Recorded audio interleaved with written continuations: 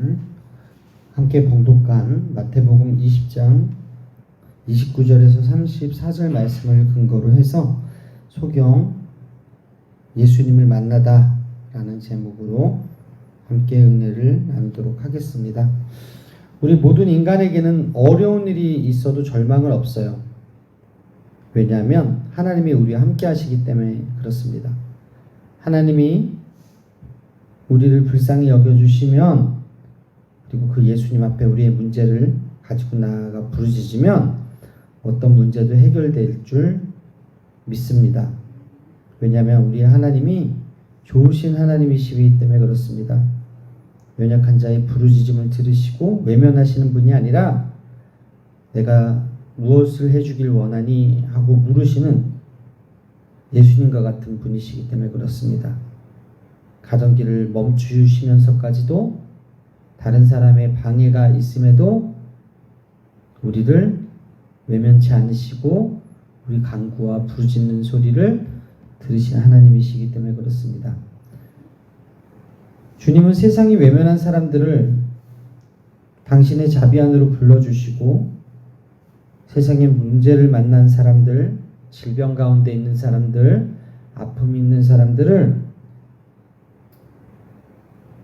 외면하지 않으시고 억울함을 풀어주시는 하나님이시라는 것입니다. 오늘 본문에 보게 되니까 예수님이 여리고를 지나가실 때 두 맹인이 길을 앉아 있다가 예수님을 만나는 장면이 나오는데, 다시 한번 마태복음 20장 29절에서 34절을 읽겠습니다. 시작. 그들이 여리고에서 떠나갈 때 큰 무리가 예수를 따르더라. 맹인 두 사람이 길가에 앉았다가 예수께서 지나가신다 함을 듣고 소리질러 이르되 주여 우리를 불쌍히 여기소서. 다윗의 자손이여 하니 우리가 꾸짖어 잠잠하라 하되 더욱 소리질러 이르되 주여 우리를 불쌍히 여기소서. 다윗의 자손이여 하는지라. 예수께서 머물며 서서 그들을 불러 이르시되 너희에게 무엇을 하여 주기를 원하느냐. 이르되 주여 우리의 눈뜨기를 원하나이다. 예수께서 불쌍히 여기사 그들의 눈을 만지시니 곧 보게 되어 그들이 예수를 따르니라. 여러분, 예수님이 여리고를 지나가고 계실 때 그들은 따르는 무리가 아니었고 그 자리에 앉아있던 자들이었습니다.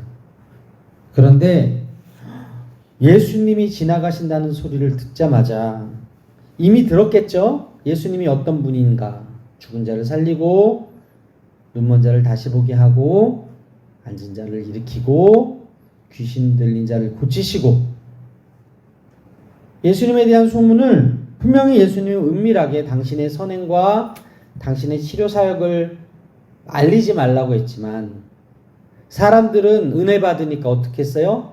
더더욱 알리는 거예요. 치료받으니까 더더욱 자랑하는 거예요. 내가 만난 예수님이 나를 고쳤구나. 여러분, 우리가 하물며 맛집에 가도요, 내가 맛있으면 누가 생각나요? 사랑하는 사람이 생각나요. 저도 주의 종으로서 많은 대접을 받습니다. 맛집에 가면 저희 아내를 데려와서 같이 먹고 싶어요. 저희 아이들의 입에 들어가는 그것을 볼 때 만족감과 기쁨을 느껴요. 이게 바로 좋은 것을 함께 나누는 마음이거든요. 근데 이 소경이 예수님의 소문을 들었대요. 바로 많은 사람들에게 예수님이 나 치료할 수 있는 능력이 있으니까 다 불러오라고 자랑하지 않으셨어요? 예수님께서 분명히 은밀한 중에 고치시고 아무에게도 말하지 말라고 당부하셨음에도 불구하고 은혜 받은 사람, 치료받은 사람, 예수님 만난 사람은 가만히 있지 않는 거예요. 그러자 이 두 소경에게까지, 이 맹인에게까지, 앉아서 구걸하는 자들에게까지 이 복음의 소식이 들렸다라는 것이죠. 예수님이 지나간다는 소식을 듣자마자 다윗의 자손 예수여 나를 불쌍히 여겨주십시오. 무리가 야 조용해 하면서 꾸짖었더니 방해했음에도 불구하고 그들은 멈추지 않았다는 거예요. 그러면 그럴수록, 잠잠하라고 하면 더 잠잠할수록 더 하나님께 부르짖고 예수님을 불렀다는 거예요. 어떻게 보면 사람들은 예수님께로 가는 방해꾼에 불과할 줄 몰랐지만 그들은 포기하지 않았고 예수님을 불렀어요. 다윗의 자손 예수여, 우리를 불쌍히 여겨주십시오. 나를 불쌍히 여겨주십시오. 예수님께 애원하고 간구했더니 무리들은 그 소경의 소리가 시끄러웠지만 예수님은 그들을 불쌍히 여겨주시더라는 것이죠. 어떻게 보면 그들이 부르짖었을 그 상황을 살펴보면 시끄러운 상황이었겠죠. 수많은 무리가 따르니까. 그런데 그들은 어떤 마음을 가졌냐면 지금 예수님 지나가면 더 이상 못 만난다. 내가 평생 눈을 못 보는 소경으로 맹인으로 살아가며 멸시와 천대를 극복할 길이 없음을 알기 때문에 필사적으로 제꼈다는 거죠. 필사적으로 부르짖었다는 겁니다. 무리들은 예수님이 이제 여리고에서 떠나 예루살렘을 들어가는 그 상황 속에서 영광스러운 왕의 취임식을 맞이하셔야 되는데 이 초라한 맹인들에 의해서, 소경들에 의해서 방해받고 있다고 생각해서 잠잠하라, 예수님이 가는데 조용히 해라, 그렇게 얘기하는 거예요. 그러나 예수님은 그들을 외면하지 않으셨다. 그리고 그들을 고치셨다라는 것이 오늘의 말씀의 요지인데, 제가 세 가지 함께 나누기 원합니다. 첫 번째, 고치시는 예수님에 대한 것이죠.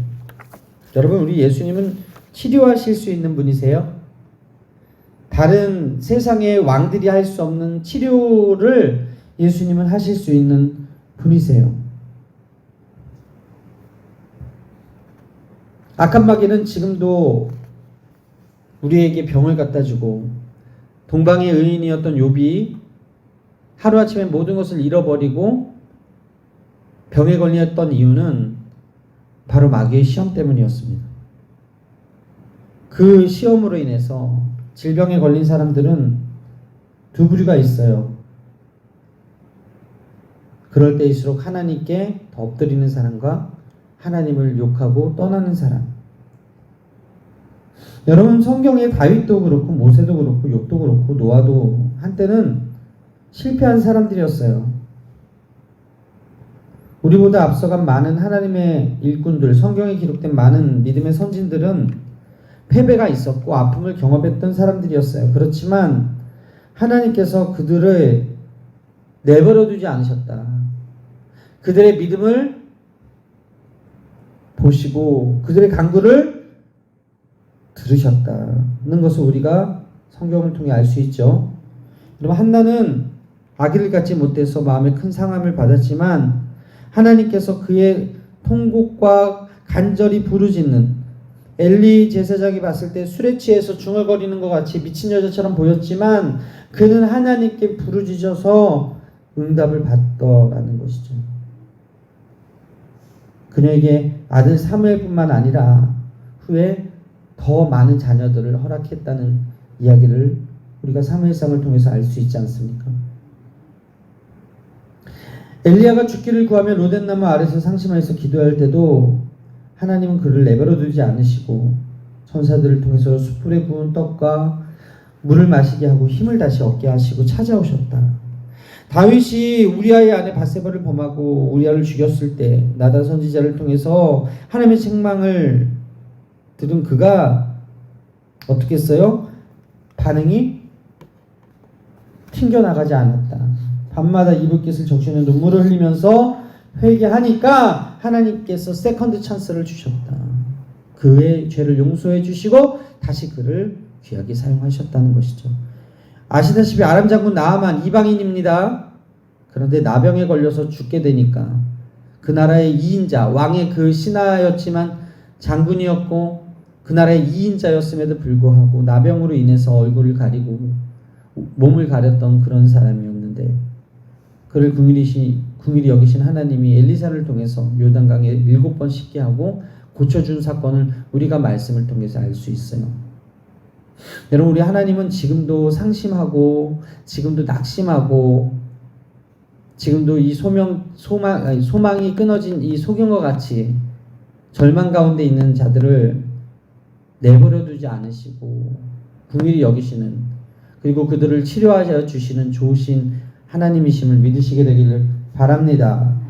다윗이 광야에서 왕궁에서도 전쟁터에서도 위험을 당할 때마다 하나님은 그를 내버려 두지 않으시고 그를 사랑하셔서 건져주셨어요. 바울이 로마의 감옥에 갇혀 매도 수없이 맞고 죽을 뻔하였을 때도 하나님은 그를 내버려 두지 않으시고 함께 하셔서 큰 지진이 나게 하사 옥토가 움직이고 옥문이 열리는 기적을 베풀어 주셨고, 요셉이 형과 아버지로부터, 어떻게 보면 형들로부터 버림받고 아버지로부터 분리되어서 혼자 있음에도 불구하고 그 감옥에 갇혔음에도 불구하고 하나님이 그를 내버려 두지 않으시고 함께 하심으로 그를 형통하게 하시고 요셉을 총리로 만들어 주시더라.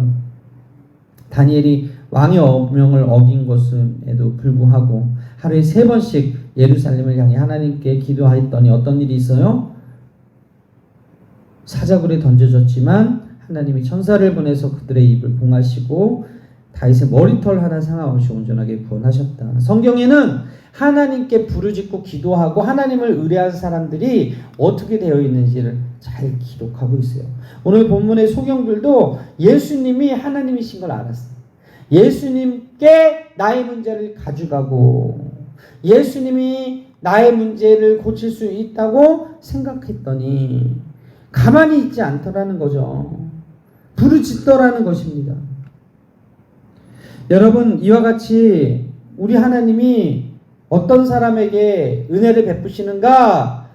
야훼의 전에서 하나님을 바라보고 하나님께 부르짖는 자들, 그들을 고쳐주신다라는 것입니다. 믿으시면 아멘. 에레미야 선지자도 우리들에게 너희는 부르짖으라고 말씀하잖아요. 우리가 문제를 만나서 잠잠하고 그냥 알아서 다 해주시겠지 하면 누가 해주냐는 것이죠. 여러분, 어미새도요, 누구에게 먹이를 제일 많이 갖다 주는 거 봤더니 가장 입을 쫙쫙 벌리고 소리를 가장 크게 내는 새끼한테 먼저 주더라고요. 우리 하나님도 마찬가지. 수많은 병자들이 있고 수많은 문제를 만난 사람들이 있는데 어떻게든 되겠지 하고 잠잠한 자가 아니라 죽으면 죽으리이다 하고 에스더와 같이 문제를 가지고 하나님께 나와 부르짖는, 금식하며 통회하며 자복하며 부르짖고 예수님은 치료자시다, 예수님은 나를 고칠 수 있다고 믿는 자들에게 치료를 허락하시는 분이 우리 예수님이심을 믿으시길 바랍니다. 그러므로 우리가 예전에 신앙이 뜨거웠을 때는 철야 예배로 밤을 새워 기도하고 산에 올라서 우리가 못 필 때까지 기도했던 믿음의 선배들이 보여준 그 신앙을 본받아서 가슴을 찢고 통회하며 죄를 고백하고 간절히 하나님만 바라며 의지하면서 부르짖는 믿음이 있게 되길 바랍니다. 그 믿음의 대상이 바로 치료자 예수님이시고 그 예수님은 우리의 부르짖는 것을 외면하지 않으시는 좋으신 하나님이시기 때문에 그렇습니다.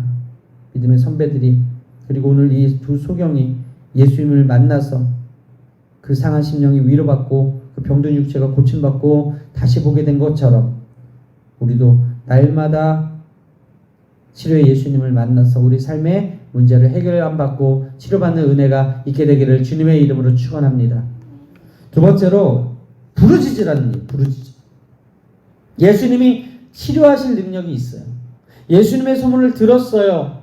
그리고 우리는 이미 알아요. 예수님이 하나님의 자녀, 하나님의 아들이신 것을. 그리고 우리가 그 하나님의 아들 되신 예수님께 부르짖어 간구하면 예수님은 고치실 능력이 있으셔서 치료할 수 있다. 예수님은 잠자라 마라 하셨지만, 은밀히 그 치료의 사역을 감당하셨지만, 우리가 잊지 말아야 될 것은 예수님은 우리를 외면하지 않으신다는 거예요. 부르짖어 간구할 때 우리를 고쳐 주신다는 것입니다. 여러분, 문제 해결의 시작이 뭐예요? 우리의 모든 상황을 하나님께 가져가는 거예요. 우리의 모든 문제를 하나님께 아뢰는 거예요. 오늘 두 소경처럼 우리가 기도할 때 응답받는 것을 확신하고 부르짖어 간구할 때 우리 예수님은 들으시고 은혜를 베풀어 주신다. 주변의 사람들은 잠잠해라, 조용해라, 환경이 잠잠하게 만들고 사람들이 조용하게 만들고 악한 심하기가 기도하지 못하게 할지라도 하나님은 우리가 포기하지 않기를 원하세요. 우리의 믿음의 시험을 하기 위해서 응답을 더디 주실 때가 있어요. 어려움을 주실 때가 있어요. 그럴 때 우리가 잠잠해서는 안 된다는 것입니다. 이러한 시험을 만날 때 비로소 응답이 찾아올 것이라고 믿고 더욱더 부르짖어 간구하는 사람들이 되어야 된다는 거예요. 베드로전서 4장 12절에 사랑하는 자들아 너희를 연단하려고 오는 불시험을 이상한 일 당하는 것 같이 이상히 여기지 말고 오히려 너희가 그리스도의 고난에 참여하는 것으로 즐거워하라. 이는 그의 영광을 나타내실 때 너희로 즐거워하고 기뻐하게 하려 함이라 라고 말씀하고 있어요. 어려운 일을 만나면 하나님께 부르짖으라고 말씀합니다. 에레미야 33장 2절 이하에 이를 행하시는 야훼 그것을 만들며 성취하시는 야훼 그의 이름을 야훼라 하는 이가 이와 같이 이르시는도다. 너는 내게 부르짖으라. 내가 내게 응답하겠고 내가 알지 못하는 크고 은밀한 일을 내게 보이리라. 할렐루야. 부르짖을 때 하나님이 응답하시고 그 문제를 아시는 하나님께서 해결해 주신다는 거예요. 그 아픔을 아시는 하나님께서 해결해 주신다는 거예요. 그 질병을 아시는 분이 치료해 주시겠다는 것입니다. 구원해 주시겠다는 것입니다. 시편 22편 5절에 저희가 주께 부르짖어 구원을 얻고라고 되어 있고 시편 50편 15절에 환난 날에 나를 부르라 내가 너를 건지리니 내가 나를 영화롭게 하리라 라고 말씀하고 있어요. 부르짖어서 치료받으면 하나님이 영화롭게 된대요. 우리가 고침받는데 나만 좋은 게 아니라 하나님이 영광 받으신다는 거예요. 할렐루야. 잠잠하지 않는 거예요. 치료받은 사람은 조용하라고 해도 하나님을 전하는 거예요. 복음을 증거하는 거예요. 앞서 말했듯이 좋은 것을 사랑하는 사람과 나누고 싶은 것처럼 내가 문제를 만났다면 예수님께 부르짖어서 고침을 받고 문제를 해결을 받았다면 그 사람은 잠잠하지 못하는 거예요. 왜? 하나님이 나를 고치셨으니까. 예수님이 나를 치료해 주셨으니까 이 좋은 것을, 좋은 은혜를 나누는 게 전도거든. 지금도 죽어가고 지금도 절망 가운데 있는 많은 사람들에게 복음을 전해야 되는 이유가 무엇입니까? 내가 먼저 치료받았기 때문에 그래요. 내가 먼저 보지 못하는 것을 봤기 때문에 그래요. 영적으로 어두워서 죽어가는 많은 사람들의 그 상황을 누구보다 우리가 잘 알아요. 그런데 우리는 하나님의 은혜로 제3의 눈이 떠졌잖아요. 영안이 열렸잖아요. 그거 비밀한 것들을 이미 알고 믿고 경험하고 체험하고 살아왔잖아요. 그런 자들은 잠잠하지 말아야 된다는 거예요. 부르짖어야 된다는 거예요. 요나서 2장 2절에 큰 고기의 뱃속에 갇혀있던 그가 어떤 고백을 합니까? 내가 고기의 뱃속에서 부르짖었었더니 주께서 나의 음성을 들으셨다. 여러분 요나가요 우리는 알고 있어요. 그 고기배에서 구원을 받은 것을. 그러나 그 상황에서 요나는 알지 못했어요. 이제 불순종의 죄로 자기는 죽었구나. 그랬을 때 절망하지 않았어요. 그는 하나님 세컨드 찬스를 주세요. 다시 한번 저에게 기회를 주세요. 그렇게 기도했을 거예요. 살려달라고 부르짖었을 거예요. 그랬더니 하나님이 그의 부르짖는 것에 응답하셨다. 여러분 불순종해도 하나님은 응답하세요. 회개하고 나아가는 자의 기도를 들어주심을 믿으시게 되길 바랍니다. 따라서 우리 하나님은 우리를 고쳐주시는 분임을 믿으시게 되길 바랍니다. 시편 147편 1절 이하에 할렐루야 우리 하나님을 찬양하는 일이 선함이요 찬송하는 일이 아름답고 마땅하도다. 야훼를 찬양하라. 야훼께서 예루살렘을 세우시며 이스라엘에 흩어진 자들을 모으시며 상심한 자들을 고치시며 그들의 상처를 싸매시는도다. 우리 예수님은 언제나 간절히 구하고 부르짖고 주님을 찾는 자들의 편에 서시고 그들을 외면하지 않으시다. 그들의 기도에 귀를 기울여 주시고 날마다 간구할 때 그를 고치시는 분이심을 믿으시게 되길 바랍니다. 여러분 로마서 8장 34절에 이런 말이 있어요. 누가 정죄하여 죽으실 뿐 아니라 다시 살아나신 이는 그리스도 예수시니 그는 하나님 우편에 계신 자여 우리를 위하여 간구하시는 자시니라. 여러분 오늘 아무도 알지 못하는 이 자리에 우리가 함께 나와 부르짖어 기도합니다. 사람을 알지 못합니다. 사람은 고칠 수 있는 능력이 없습니다. 의사도 포기할 수 있어요. 그러나 우리 하나님은 간구하는 부르짖는 소리를 들으시고 예수님의 간구를 들으시고 하나님께서 고쳐주시겠다고 말씀하고 있는 거예요. 사랑하는 여러분, 부르짖어 기도하면 기적이 일어날 줄 믿습니다. 우리 하나님께 부르짖어야 될 이유가 있어요. 나라 민족을 위해서 정치, 군사, 경제, 사회, 문화 많은 기도 제목들이 있어요. 세계 복음학을 위해서, 우리 교회 부흥을 위해서, 우리 가정과 여러 가지 물질의 문제를 위해서 기도해야 될 것입니다. 이런 기도는 그럭저럭 되는 게 아니에요. 우리가 결심해야 돼요. 그리고 부르짖어야 돼요. 어느 때보다 부르짖는 기도가 절실히 요구되고 있는데 기도하는 사람들이 적어지고 있어요. 이 새벽에도 기도해야 되는 사람들이 나오지 않고 있어요. 우리가 오늘 다시 한번 이 부르짖는 기도를 회복하게 되기를 바랍니다. 기도하면 들으신다. 이 믿음이 있는 사람은 기도하는 거예요. 그런데 기도하러 오지 않고 모든 것이 알아서 잘 되겠거니 하는 사람들의 기도가 응답되겠습니까? 부르짖는 사람의 기도가 빨리 응답된다는 사실을 기억하시고 오늘 부르짖어 간구하여 응답받는 저와 여러분들의 삶이 되시기를 주님의 이름으로 축원합니다. 축원합니다. 마지막으로 예수님의 궁율의 눈을 닮으라는 거예요. 예수님은 소경에 관심을 가졌어요. 다른 사람들은 무시하고 멸시하고 천대하고 지나치던 사람이었는데 예수님은 그 무리 가운데서도 그 수많은 사람들에게 둘러싸여 계시면서도 권력 있는 사람을 쳐다보지 않으셨어요. 돈 있는 사람을 쳐다보지 않으셨어요. 잘생기고 좋은 옷을 입은 사람을 쳐다보지 않으시고 천대받던 두 소경 그들을 바라보시더라. 여기에 소경을 바라보는 두 가지 눈이 있죠. 하나는 자비의 눈이에요. 궁율의 눈이에요. 또 하나는 멸시의 눈이에요. 천대의 눈이에요.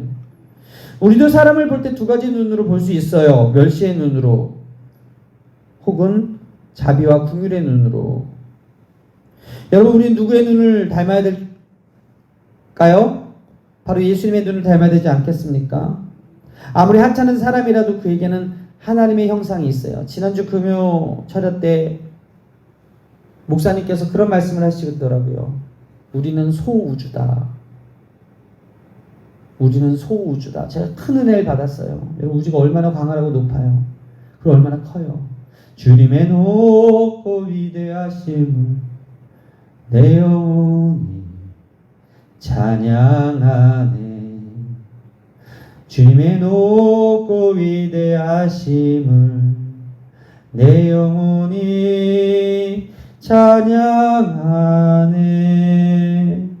우리가 위대하고 높으신 그 주님을 찬양해야 되는 이유가 무엇입니까? 이 놀라운 우주를 창조하신 그 하나님이 나의 아버지가 되신대요. 그런데 하나님의 형상을 따라서 저와 여러분들 지어주셨대요. 내가 나를 볼 때 하찮죠. 내가 나를 볼 때 보잘것없죠. 내가 나를 볼 때 열등감 덩어리죠. 내가 나를 볼 때 부족함 투성이죠. 그런데 예수님은 나를 볼 때 귀하다 하시는 거예요. 예수님은 나를 볼 때 너는 내 아들이다, 너는 내 딸이다 라고, 나는 나의 사랑하는 자녀다라고 말씀하고 있는 거예요. 아무리 보잘것없는 사람이라도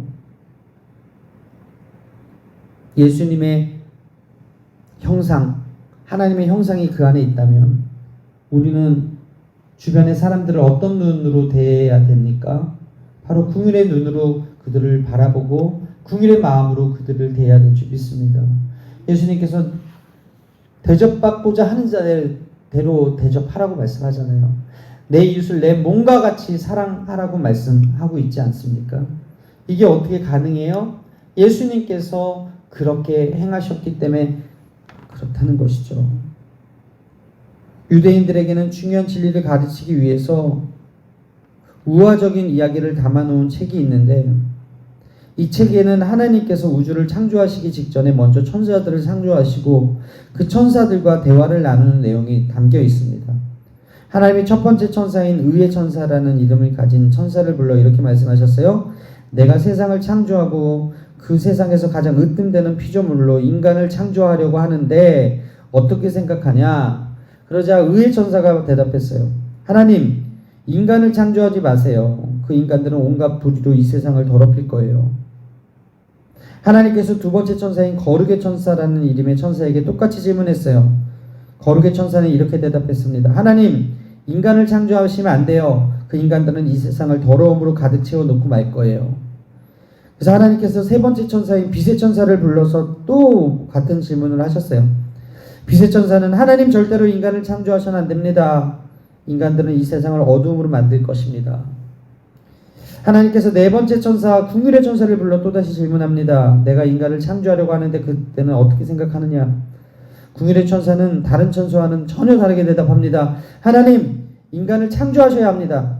하나님께서 인간을 창조하시면 이 세상은 불의하고 더러워지고 어둠에 잠길지도 모릅니다. 그러나 하나님, 이 불의와 더러움과 어둠 속에 있는 인간들에게 저는 기어이 그들을 사랑하시는 하나님을 전할 것입니다. 사랑하시는 하나님의 사랑을 이야기할 것입니다. 그리고 그들이 새로워지고 하나님께서 기대하시는 사람들이 되도록 그들을 하나님 앞에 인도할 것입니다. 여러분, 궁율이 원래는 하나님의 속성이에요. 근데 하나님이 이 죄인인 우리를 불쌍히 여겨주셨어요. 궁율이 여겨주셨어요. 사랑스럽게 여겨주셨어요. 그때 쓰는 말이 궁율이에요. 궁율의 주체가 하나님이시라는 것이죠. 사람에게는 찾아볼 수 없는 그런 능력이 하나님의 성품인 이 궁율이 우리에게 똑같이 주어졌다라는 거예요. 성경에 보게 되면 하나님이 궁율의 하나님이라는 말이 많이 나오거든요. 고린도후서 1장 3절에 찬송하리로다 그는 우리 주 예수 그리스도의 하나님이시요 자비의 하나님 아버지시요 모든 위로의 하나님이시며 출애굽기 34장 6절에 야훼께서 그의 앞에 지나시며 반포하시되 야훼로다 야훼로다 자비롭고 은혜롭고 노하기를 더디하고 인자와 진실이 많은 하나님이시로다. 시편 86편 15절에 그러나 주는 궁율이 여기시며 은혜를 베푸시며 노하기를 더디하시며 인자와 진실이 풍성하신 하나님이시다. 여러분, 인간은 늘 죄를 짓고 인간은 늘 어둠에 거하고 인간은 늘 악합니다.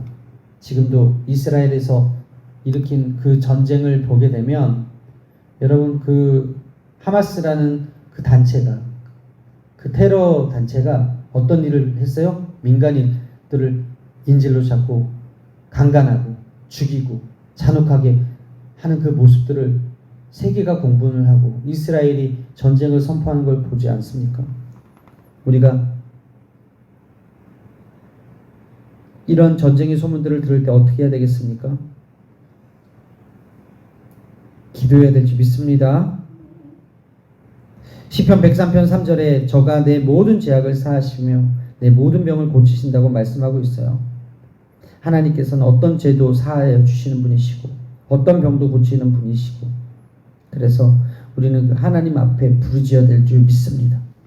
그 소경이 예수님이 지나가신다는 소리를 듣고 잠잠히 있지 않고 사람들이 조용하라고 함에도 불구하고 부여 기도해서 예수님께서 그들을 궁율의 눈으로 바라보시고 치료해 주신 것처럼 오늘 이 자리에 저와 여러분들이 부여 간구할 때 하나님은 궁율의 눈으로 우리를 바라보시고 우리를 고쳐주시는 분이심을 믿으시게 되길 바랍니다. 우리를 향해서 중심이 뜨거우신 그 하나님, 우리를 궁율히 여기시는 그 하나님, 우리의 기도에 응답하시는 하나님 앞에 나아가는 오늘이 되기를 바랍니다. 그럴 때 하나님께서 우리의 기도를 들으시고 우리에게 놀라운 은혜를 베풀어 주실 줄 믿습니다. 할렐루야. 기도하시겠습니다. 하나님 감사합니다. 두 소경 예수님을 만나서 다시 보게 되고 새로워진 인생을 살게 하여 주신 것을 말씀을 통해 깨닫게 하시고 감사합니다. 오늘 우리도 문제가 있습니다. 우리도 질병이 있습니다. 오늘도 우리도 기도의 제목이 있습니다. 잠잠하지 않고 기도하기 위해 나왔사오니 주 우리의 기도를 들으시고 응답하여 주옵소서. 놀라운 은혜를 경험하는 아침이 되게 하여 주옵소서. 이 모든 말씀 살아계신 예수님의 이름으로 기도합니다. 아멘.